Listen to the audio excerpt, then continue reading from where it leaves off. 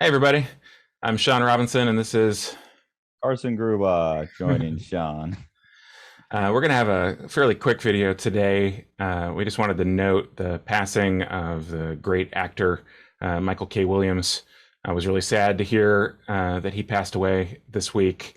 You might know him from two of the iconic roles that he really inhabited, um, and that would be Chalky White on Boardwalk Empire and Omar, the great Omar Little from the seminal, television show. I mean, if you haven't seen it, oh my gosh, The Wire, which is a 5-season show, and Omar uh, was a character who appeared in the first season and really, in a certain respect, sort of took over or dominated the show. I mean, Michael K. Williams's performance is incredible. The writing on The Wire is incredible, but he is just, I mean, in my estimation, like a unparalleled level of intensity that he brought to this role, and gives it all types of nuance that wouldn't have existed on the page, which is, why they responded to it and made him a bigger and bigger character. Anyway, he died this week, and I had had a few interactions with him very briefly, and I was struck by what a, I don't know, down to earth and sort of just unpretentious guy he was, which, you know, Carson and I both haven't been around a lot of actors. I think those are rare characteristics in somebody that had the skill that he did. Uh, a lot of actors, well, are not that. And he really was, at least, the interactions that I had with him, just a super genuine, inquisitive, just a really good guy. And I don't know, I was um, sad to hear that he left us too early. And I don't know, Carson, have you watched The Wire? Yeah. And when I was hearing about The Wire, let me also say I've not been around many actors, but so I can't make that same judgment as you. The guys I know that are involved in that are involved in Hollywood stuff, or personal friends and doing their thing and doing really good. So Okay. all good guys. Anyone I've experienced. But yeah, when I first started hearing about The Wire was when I was in grad school, so 2010. I think it had probably finished its run by that point. Mhm. But I remember the other kids in the program and my instructor were both going on about how awesome The Wire was, and Omar was the character that they were all talking about. That was the one that they're like, Omar, and this scene with Omar and this scene with Omar. And then that was my first year in grad school.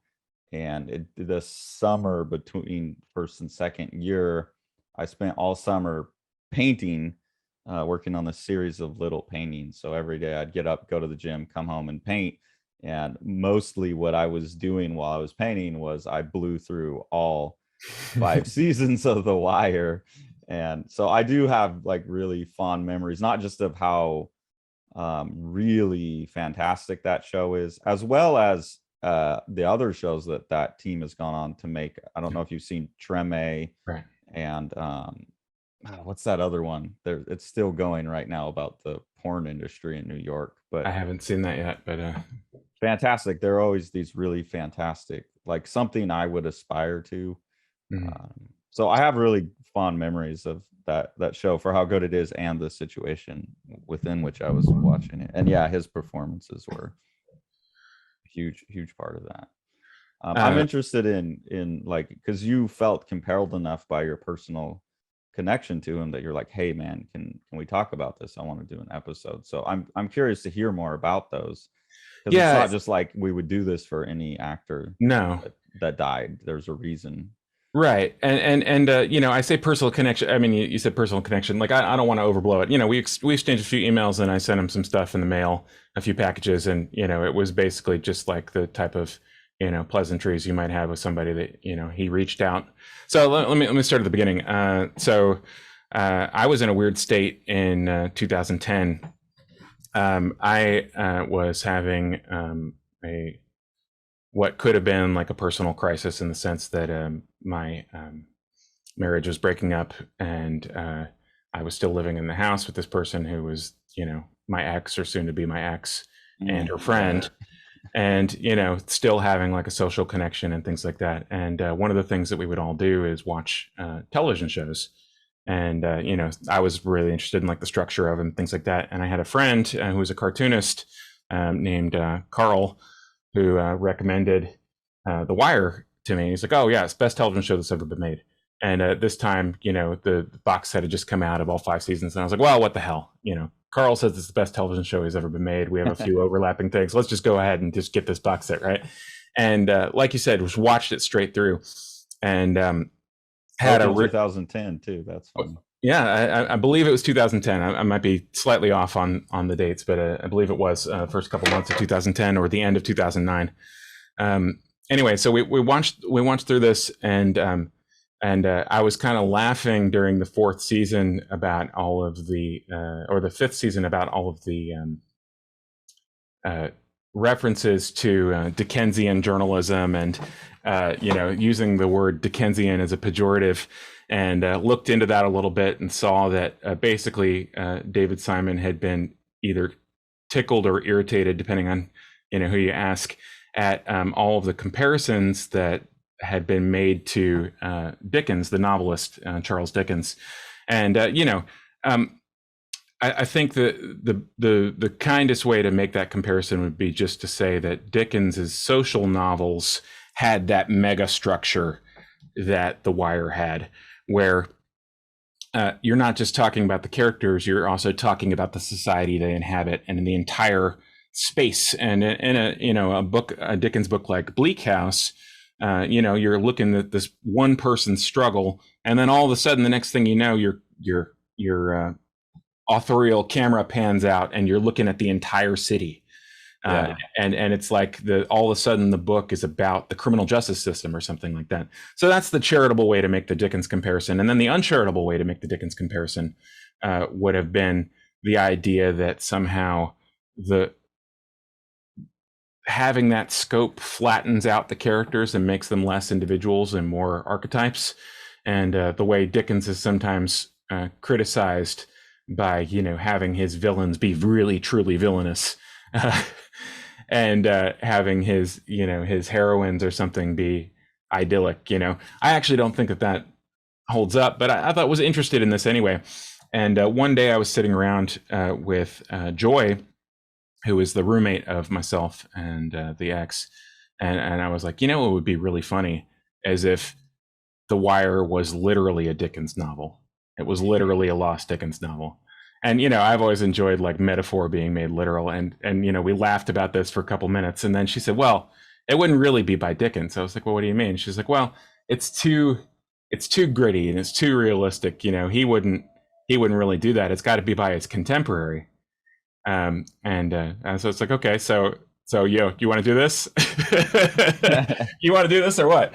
And so we went in the other room, and we talked about like what would be the funniest scenes to write about, in a literally in that style in the serial novel. And both of us, and in fact all three of us, had conversations before about serial structure, and about how in a lot of ways a really, really well-designed television show is similar to the structure that you get anytime that you serialize something, where there's this tension between hooking somebody for the next little installment, but also the ability to tell a scope of a story that's impossible in any other form. And you get these really interesting innovations that happen when you're making work like that on the tightrope. And anyway, so I felt like we both had some really interesting things to say about this. And in an afternoon, Joy wrote 2 excerpts from this book and a sort of critical essay to go along with it. And I made these 2 illustrations that were in the style of that. I had a book that was around that was a book that was like every Fizz illustration that had been made for a Dickens story. Fizz Hablet Knight Brown was it was a copperplate etcher. And had a real distinctive style and a really interesting combination of caricature and sort of realistic texture that was really appealing to me. And I just sort of knocked off a few, two quick illustrations, one of which was Omar coming down the street with these, basically like Victorian slums rising up around him, and these little street urchins running away from him. And we popped this up on a comics and culture site that I was writing for at the time, called The Hooded Utilitarian. And the next thing you know, it had been read by more than 1 million people in the space of a couple days, which was a very odd experience, especially because of how dire my personal situation was at this point. All of a sudden, I remember going to the library one day, having spent several days like out of the house, like sleeping on people's couches and things like that. And I go to the library and I check my email, and I've got a message from an agent, a message wanting to represent me and Joy, a message from a publisher wanting, basically saying, when you have an agent, contact me, please. A message from somebody who was involved in the show. I don't really want to talk about that right now, but think somebody that we've already mentioned here. So someone associated with that person basically saying, "Good job, do that some more." And one of the weird messages that we got that week that this was just being read by more people than I'll ever meet in my life was from Michael K. Williams, and it was a very brief message. It was just basically like, "What a cool thing that you guys did. It's really, really neat. If you're going to turn this into a book, will you send me a copy? If you have a chance at some point to send me some prints, I would really love to have one framed and put it up." Wow. I play Omar. So it like cascaded up to the people on the show had read it and were aware of it. Oh yeah, no, and I mean, I'm pretty sure that most of the people on the show had read it and were aware of it. I like I said, I don't want to out anybody or anything, because a few of the things were like sort of legal things, like someone contacted me and said, "Don't worry about this, you can proceed with this. Everybody's cool with this," type of messages, and it's just personal kind of stuff. But it was the first time that I had ever had that sort of experience where you realize that you make something because you're really enthusiastic about a piece of art or something like that, and the people who made that piece of art are real people. Not only are they real people, they're real people who share stuff amongst themselves and have regular lives and live in apartments, and maybe you send a package to their apartment and it lays around for a while because they're busy filming over in New Jersey, and then they come back, and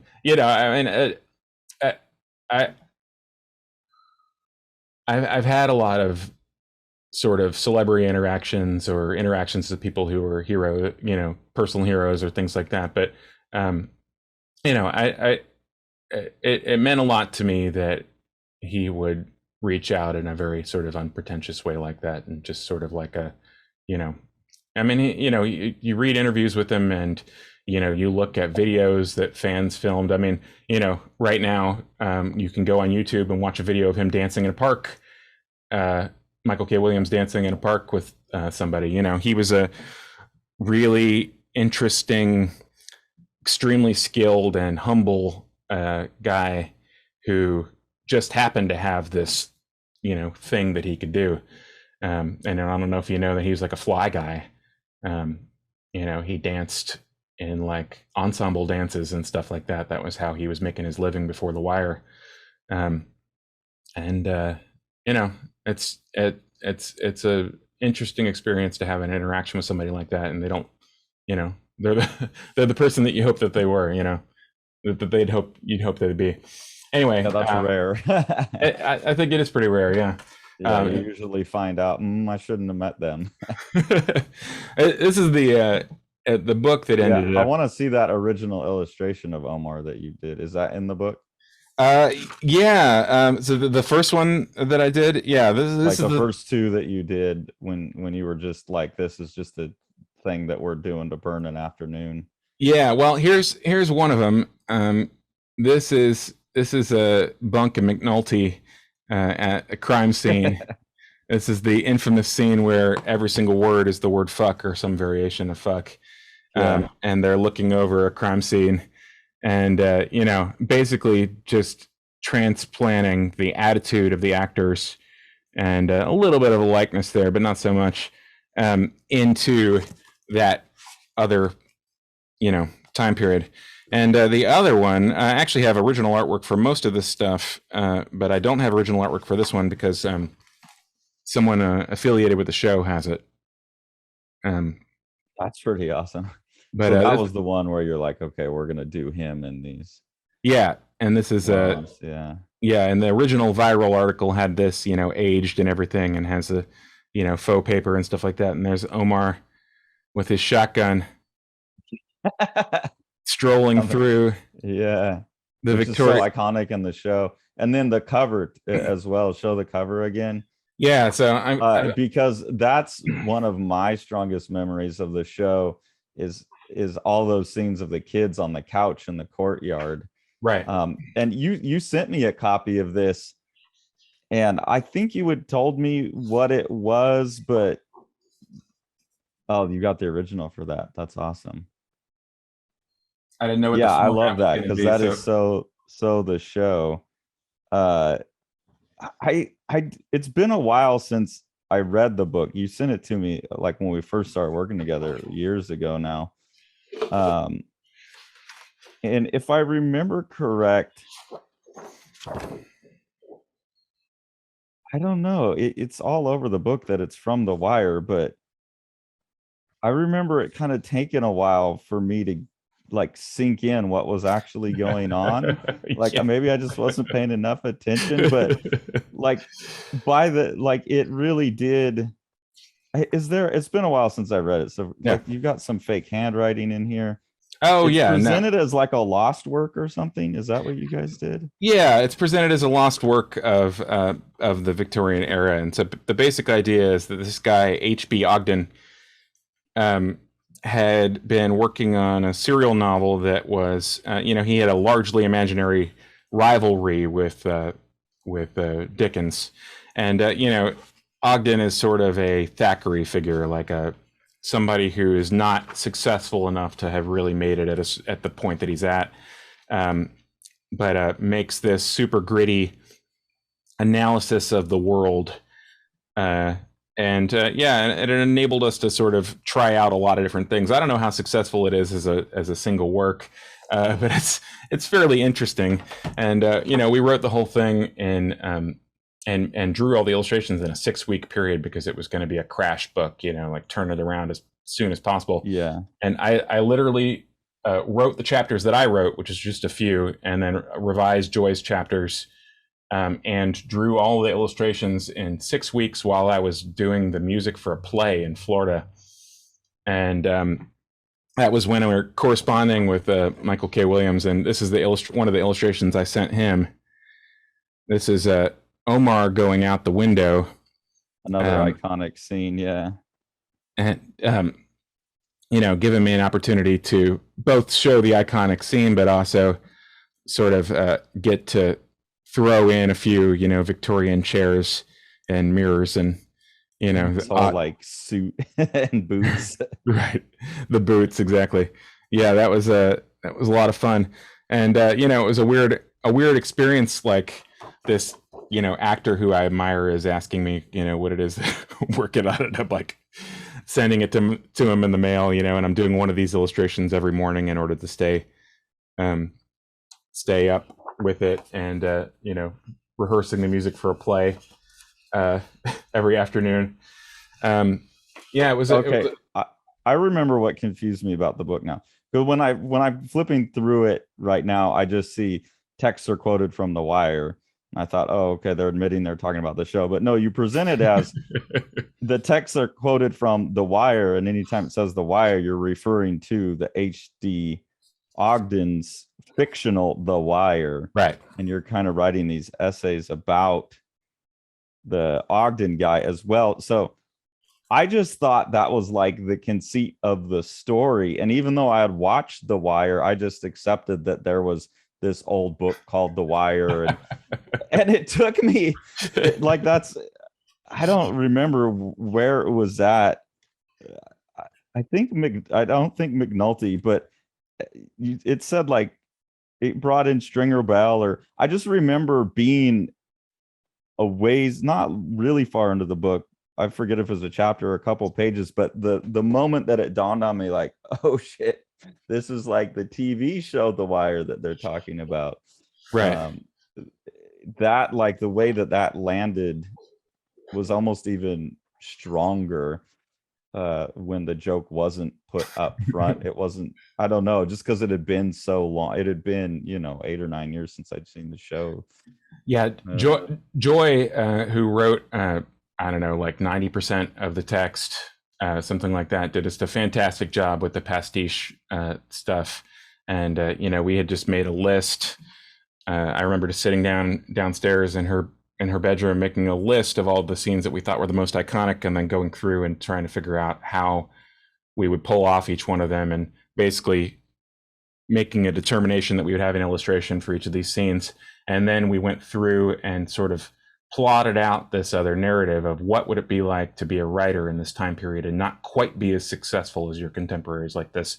So this guy, Ogden, is just not quite as successful enough to avoid, the problems of the time, but also has a sort of setup that would enable him to really be really class conscious. And that was one of the things that was, at least to me, really compelling about The Wire, is that The Wire is, one of the more recent works of great works that considers all of these questions from a class standpoint rather than an identity standpoint.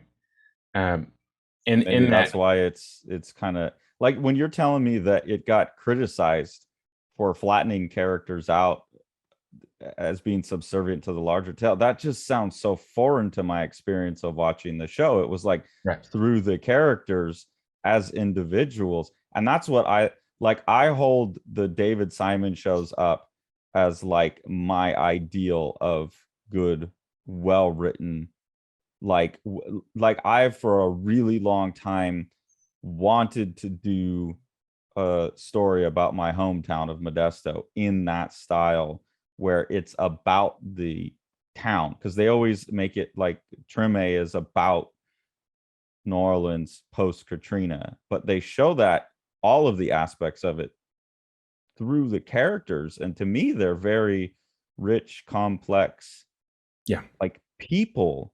So the thought that they're like flattened out to me is crazy, and the thought that they're not occupying an identity as it tends to be talked about today. They're an individual, and you see individuals at every level of the system, and that's like to me the best writing. That's what makes the show so great. I don't think that there's any. I would think it would be very difficult to argue that there's a better writer than David Simon who's ever worked in television, and he surrounds himself by a team that's just as good as him. I mean, he's just absolutely a stunning writer, and his team has a way of finding people who deliver things as individuals. And like I said, Michael K. Williams, I mean, there's an intensity to everything he does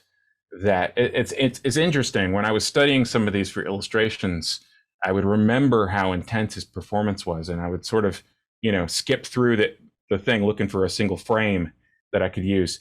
And he doesn't have those moments. It's not like it's not a horror movie where you go through and you find that one frame of the monster, and the monster's like, it's not that type of performance. Like, he's got a sort of stillness through a lot of it. And I'm not saying it's restrained, because that's really not what it is. It's like everything is serving the character. Every movement is serving the character. And it's funny, you can go back and sort of examine some of the things and not see, just purely visually, not see it,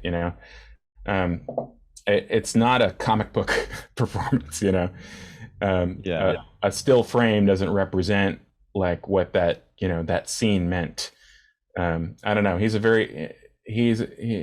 had a really unique intensity, and at the same time, he's sort of like emblematic of the type of actors they seem to go for those shows, and that they're finding somebody who is able to speak the words in a way that brings the character to life. Did David Simon do the movie Crash as well? Or I don't am I just making that association because it's a similar type of storytelling? I don't know. I don't know if he's ever worked on a film. I'm not sure. Okay. But there's a certain type of like ensemble cast thing that Mhm. they do well that to me is just, yeah, the height. I was also going to say about your book, now that I'm flipping through it and like refreshing my memory about it, is you guys kind of did the same thing the show does in poking fun at larger systems as well.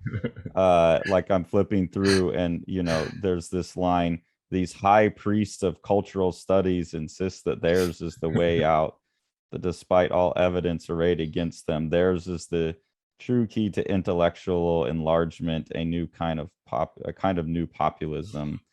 So I think that's interesting. Yeah, like you're Yeah, going this is like some fictional writer. yeah. There's so many layers of fictional writer here, but The you're intro doing is written by Henry Flowers. This is one of the things that I wrote. I can't even remember his name. He's a Shakespeare scholar. He wrote this ridiculous book that's basically like Shakespeare is the greatest human being who has ever lived. And that's every variation of his. The name Henry Flowers is a joke on his name. I can't recall it off the top of my head who he was, but okay. basically, I had read a few pieces by this guy, and I thought he was so funny, and his tone was so funny that I thought that he should write the introduction to the book. And I wrote the whole thing as if it was literally him with his name. And The sterling professor of literature at Princeton University, who has gone back and found the HB Ogden and is reviving his career as, you know, someone who should have been paid more attention to.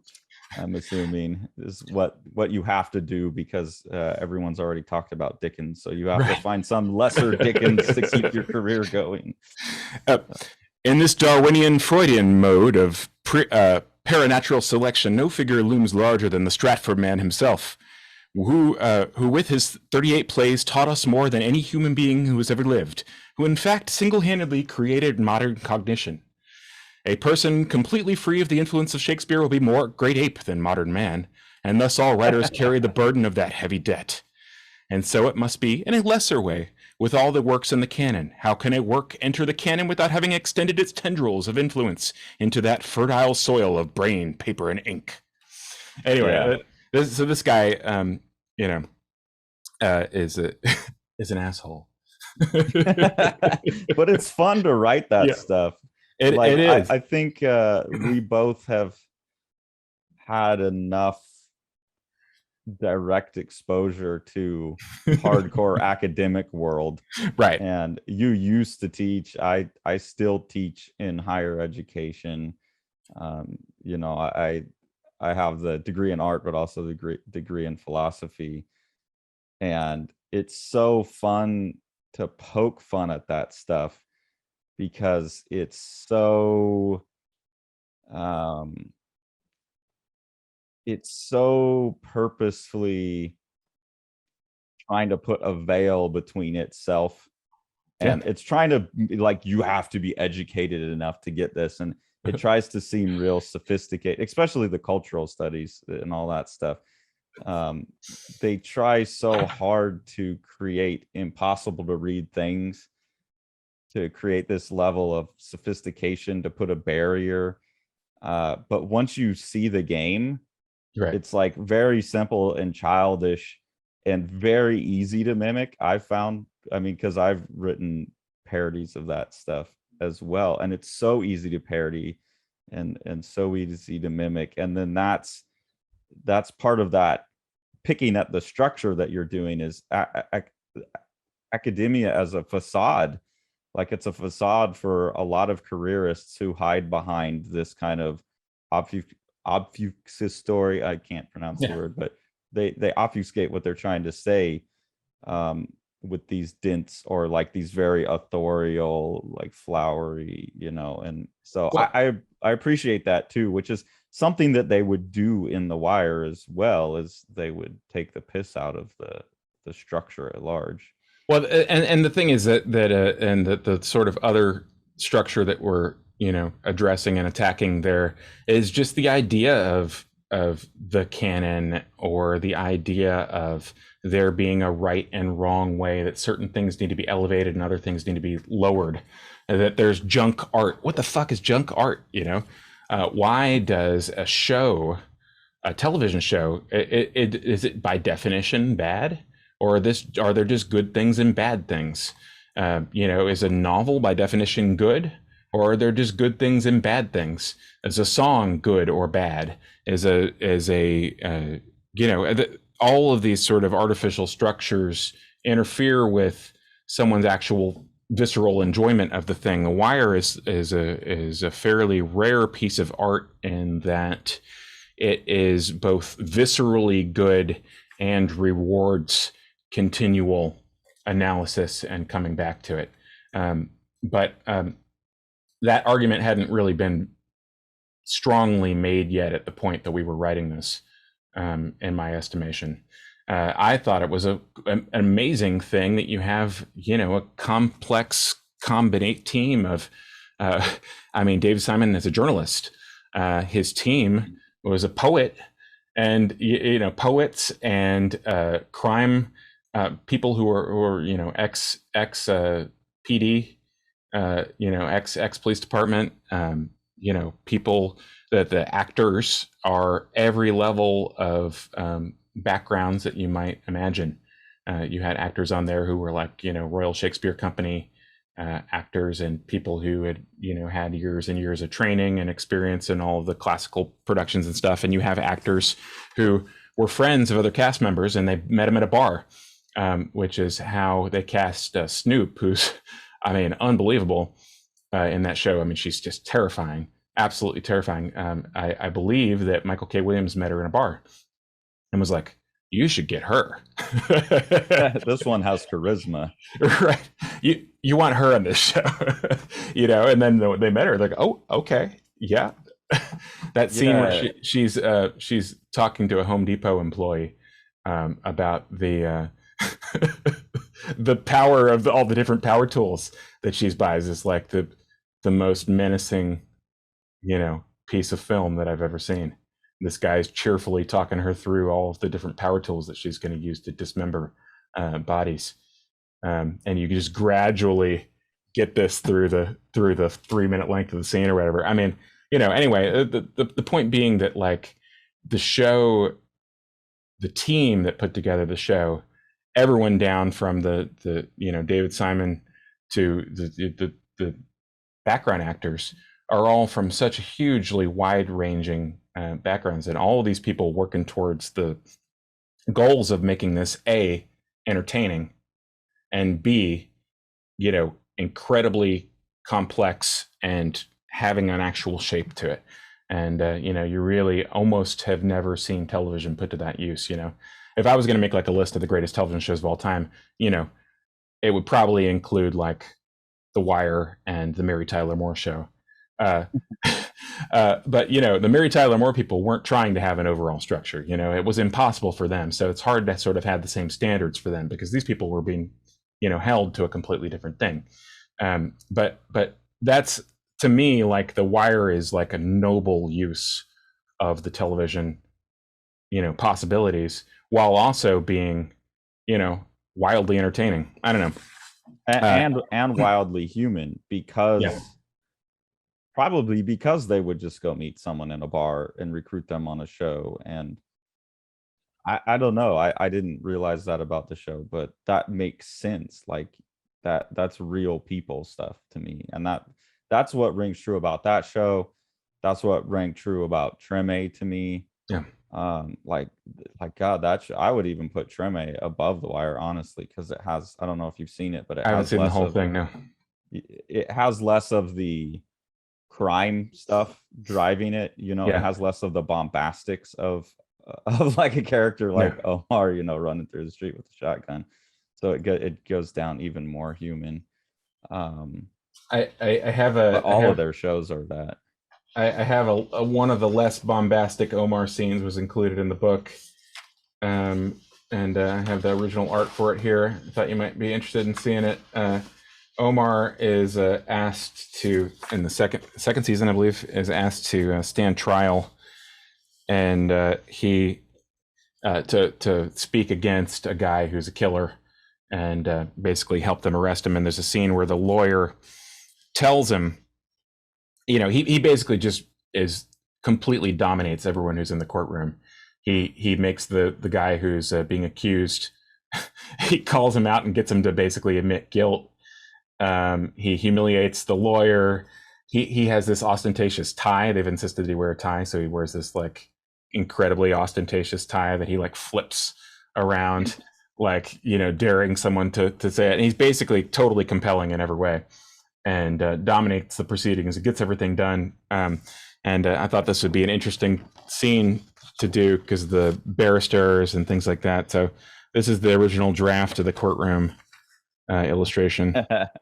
And then I something about the face was not quite doing it for me, and the outfit and everything, and I didn't think the cravat was ostentatious enough, so I redid the figure. Yeah. And That's so good. pop that on there. Anyway, that was something that I felt like I got some of the spirit of the performance in that one right there, and gave him an Did you send that to ostentatious. him as well? Yeah, I sent him prints of all the ones, the Omar centric ones that I had worked on at the time, and just made him a kind of care package and everything.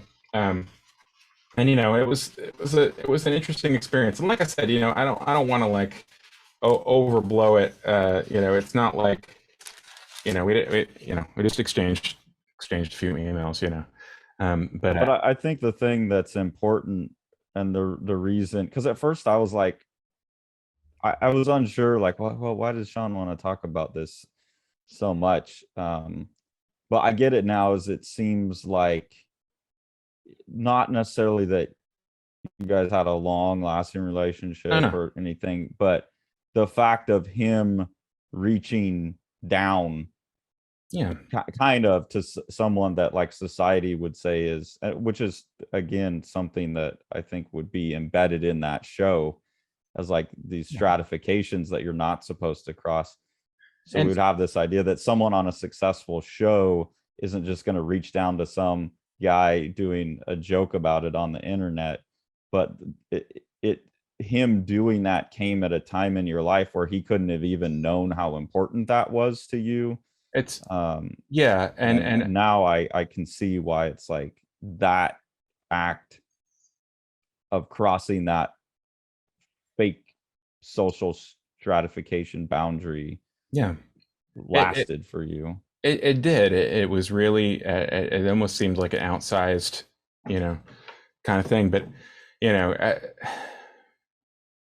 was a very difficult time, and sleeping on other people's couches and stuff, um, and sort of feeling like a lack of self-worth. That stuff can kind of last with you. And, like you said, he didn't know that that's who he's reaching out to or whatever. I mean, people are just, I don't think he had any conception at all who it was he was, reaching out, but it was like a very like humble, human connection. And it meant a lot to me at the time. And it's really, it was significant, it was significant to me.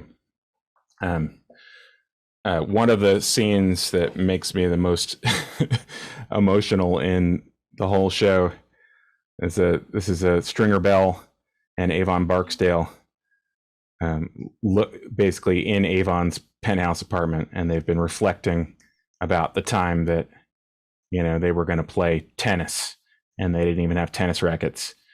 And I always really stuck with me that whole scene in the show. And when we were talking about doing this is one of the ones that like Joy, if I recall correctly, Joy really thought was really very moving scene. You see the reasons that these people do the things that they do because they don't have, um, yeah, maybe it is like connected to the show for me, like the emotional aspect of it. But you're right, like sort of reaching through those things anyway. Well, and you're a Um, little bit in that spot now yourself, I would imagine, which is why that image means so much. Like you're you're in a much better place in life, and you can reflect on the time where you didn't have the metaphorical tennis racket, yeah. and someone from this piece of art that you were regarding as, I'm assuming it was like a real bright spot and a Yes. motivator at that point, like reached out and made a connection to you. And that's those kinds of things. This is why I'm always encouraging my students, just put stuff out there, because you never know when you're going to get that reaction from something that will spur you on. Like, who knows, if you hadn't have got that, Yeah. like your creative juices may have totally burned out. You may not be doing what you're doing now. I don't know, I didn't know you then, but there's those things like that, the little wins, or that's a pretty huge win. Those can give that one little bit of gas that you need to keep going, and then you'll gain the momentum back and go further than ever. So yeah, like of course that illustration is like getting you teared up, like that's where you're at, dude. Yeah. Yeah, it was weird. I have specific memories of working on some of these things, and this particular one was like right, I'm getting ready to send him a package, and I'm working on the finishing the ones that I did these two right day after day. Like they did this one while I was doing it, trying to finish it up so that I could send it to him, and I did this one the next day, the day that I mailed the package, and here's all the roughs on the side there, Yeah. and I remember how much it cost to print the prints at the Kinko's FedEx that I printed them at, and I remember thinking like, oh shit, this is $14. I'm gonna mail this here, and it's funny. I was just like, just do it, But I remember $14 was significant. That was a big deal for me. That was Yeah. the cost of printing the stuff I was going to send and then sending the package, and it's a very interesting. This is very different time. It's not. Yeah. But like I gotta do it because it's like it's Yeah. Oh, Omar. I gotta send him the well, prints. Yeah. exactly. No, yeah, and it's funny. Like I think about it now, and I don't know. You know, I don't know. He was an incredible actor, and I mean no disrespect and only respect by making this video, and hopefully that's clear to anybody that watched it. I think that it meant a lot to me at the time, even just a small contact um, at the time with somebody who is had so much to give, and I don't know. I wish that he had had more leading roles. He was really a great actor, and from my brief interactions with him, a great human being. And I don't know. I hope people will go through and watch, the stuff that he's left us with, and pour one out for him.